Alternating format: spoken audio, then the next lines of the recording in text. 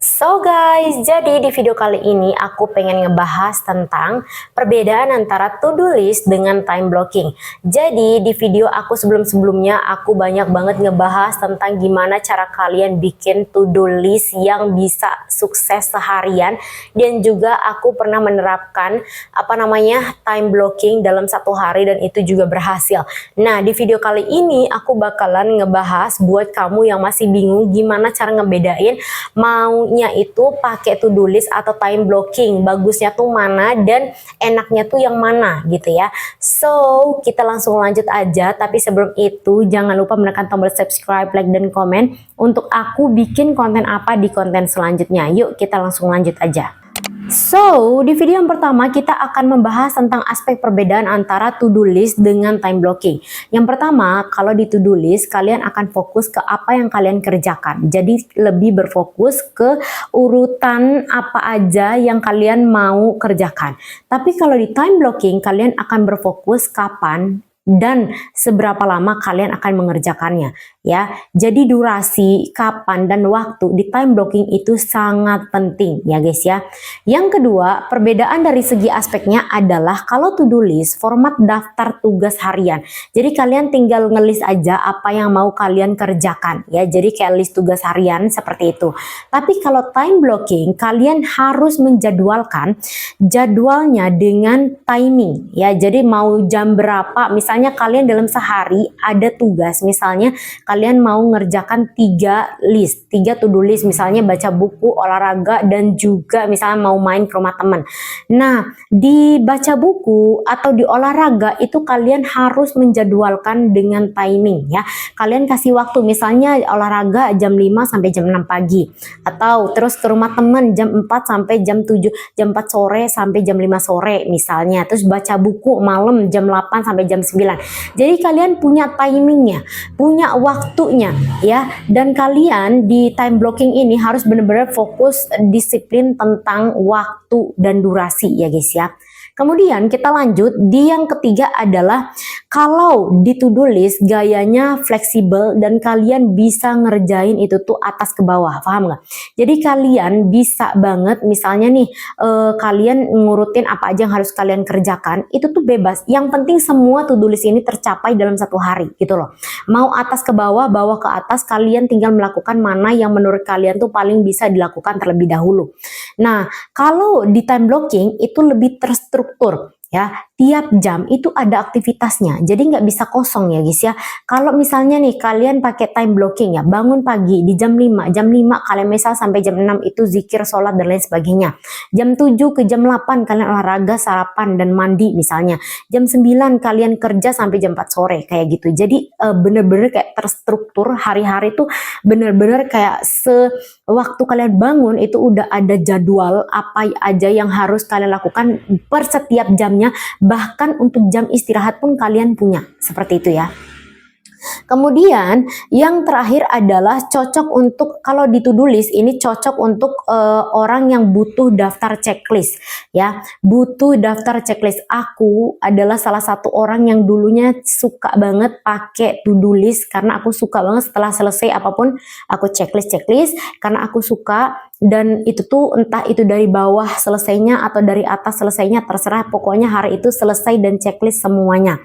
Sedangkan kalau di time blocking, orang yang susah fokus dan mudah terdistraksi. Kalau kalian semisal merasa satu hari itu nggak bisa untuk fokus dan ngerjain semuanya dalam satu hari, kalian butuh time blocking.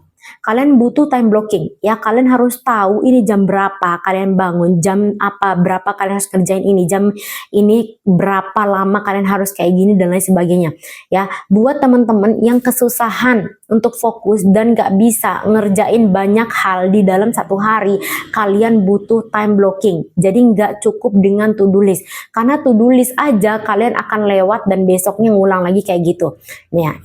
Ini perbedaannya ya guys ya. So, kita langsung lanjut ke perbedaan yang kedua. So, kita langsung lanjut aja pembahasannya ke kelebihan dan juga kekurangan dari to-do list dan juga time blocking. Pertama, kita bahas dulu tentang kelebihan daripada to-do list. Yang pertama adalah to-do list itu simple dan mudah untuk dibuat tanpa kalian harus atur schedule dan lain sebagainya. Kalian tinggal ngelis apa aja yang kalian harus kerjakan dalam satu hari. Oke, dan ini siapapun bisa lakuin ya guys ya. Termasuk aku, termasuk kamu, dan termasuk ibu rumah tangga, termasuk orang kerja, dan siapapun bisa. Yang kedua adalah dia fleksibel, cukup fleksibel. Dia mau kamu lakuin yang paling susah dulu oke, yang paling gampang dulu oke, yang mau dari bawah juga boleh, yang mau dari atas juga boleh, dan terserah kamu mau ngelakuin itu tuh dari gimana kamu bisanya gitu ya. Jadi pokoknya intinya to-do list yang kamu kerjakan selesai, kayak gitu aja ya. Terus yang ketiga adalah visual checklist. Jadi kalau semisal kalian suka banget nih abis ngerjain terus centang, meskipun itu nggak sesuai urutannya, pokoknya centang udah selesai gitu, mau atas ke bawah terserah. Dan ini bikin hormon bahagia kita tuh keluar karena oh ternyata kita udah oke loh kayak gitu. Kita udah setidaknya ngelakuin beberapa hal di setengah hari, setidaknya udah ngelakuin ini loh di sini dan sebagainya. Jadi yang bikin satisfaction-nya itu keluar itu ketika kita udah nyentang gitu ya. Tapi selain kelebihan, to-do list juga punya kekurangan ya guys. Pasti ada kekurangan dan kelebihan. Nah, untuk kekurangannya yang pertama, kalau di to-do list itu pasti kalian akan numpuk kerjaan.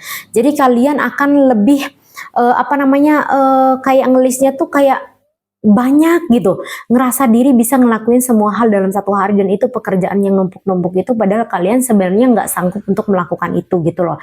Dan banyak orang tidak sadar bahwa dengan melis banyaknya pekerjaan dalam satu hari itu belum tentu mereka bisa melakukan semuanya gitu ya.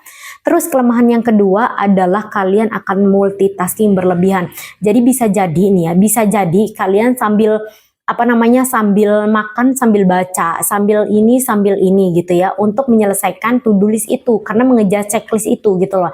Jadi buat kamu yang kayaknya yang kayaknya susah banget untuk fokus dan mudah banget terdistraksi, aku saranin banget pakai time blocking, karena ini bener-bener kelemahannya to-do list tuh di situ ya. Jadi kalian multitasking, pokoknya kecapai, akhirnya nggak deep work, kalian nggak bisa totalitas di satu pekerjaan yang kalian kerjakan sebenarnya.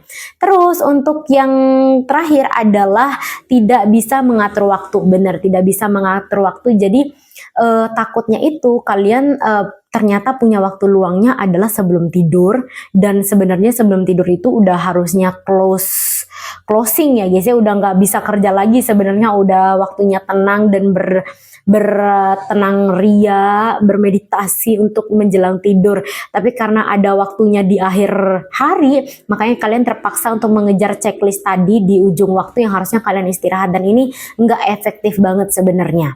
So, kita lanjut ke kelebihan daripada time blocking.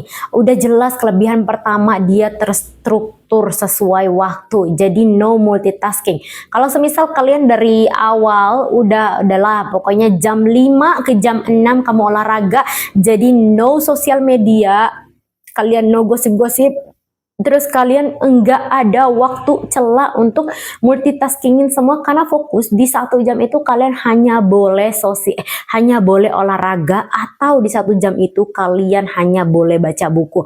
Jadi terdapat deep work di situ, dan kalian bisa fokus sefokus mungkin, yang lain hempaskan. Jadi ini waktu cuman buat satu kerjaan aja, dan kalian bisa jauh lebih optimal. Kelebihan yang kedua adalah dari time blocking kita akan bantu dia akan bantu kamu untuk mengatur energi kamu, karena di time blocking akan ada waktu istirahat ya guys ya. Jadi kalian akan menjadwalkan di dalam di dalam list kalian akan ada time di mana kalian harus beristirahat. Jadi di 15 sampai 30 menit entah kapan kalian jadwalinnya ya, harus bener-bener istirahat, no gerak-gerak, no berpikir, dan bener-bener kayak rehat, deep rest, yang bener-bener kayak lepas semua pekerjaan. Dan ini adalah waktu untuk kalian reset kembali energi kalian untuk meneruskan pekerjaan yang belum terselesaikan di jam-jam setelah itu gitu loh. Dan kelebihan yang ketiga adalah time blocking lebih realistis, karena kamu akan tahu bahwa kamu tidak bisa melis semua kegiatan yang ingin kamu lakukan dalam satu hari karena kamu tahu kamu punya keterbatasan waktu. Jadi kamu akan tahu misalnya kalian harus ketemu klien di 2 jam, di jam misalnya jam 9 sampai jam 11 siang. Nah di jam itu kalian udah nggak bisa melakukan apapun selain meeting sama klien. Nah kan nggak mungkin kalian punya to-do list lebih dari 13 to-do list dalam satu hari kan, karena kalian tahu pasti waktu kalian itu nggak akan cukup karena ada batasan-batasan waktu tadi ya, jadi lebih terstruktur aja gitu ya. Dan kita sampai di kekurangan daripada time blocking, udah pasti kalian tahu. Yang pertama, dia nggak fleksibel. Kalian harus paksa diri kalian untuk sesuai dan disiplin dengan waktu yang udah kalian tentukan, dan ini kelemahan daripada time blocking. Jadi sebenarnya time blocking ini khusus untuk pecinta-pecinta kedisiplinan dan keteraturan ya guys ya. Kalau kalian yang suka kayaknya lebih santai ya, aku saranin untuk bikin to-do list aja gitu ya, daripada harus pakai metode time blocking ya. Kemudian yang kedua, balik lagi, yang kedua butuh disiplin tinggi. Jadi buat kamu semua yang kayaknya merasa terpaksa banget, merasa kayak mau gila kalau dipakein time blocking, jam segini harus segini, jam segini harus segini. Nah udahlah, pakai to do list aja ya guys ya. Buat kamu yang kayaknya bawaannya santai aja hari-hari, ya pakai to do list aja. Tapi buat kamu yang suka untuk harus teratur A ke B ke C deh, nah berarti orang-orang tipe suka time blocking ya. Kemudian yang terakhir adalah kelemahannya.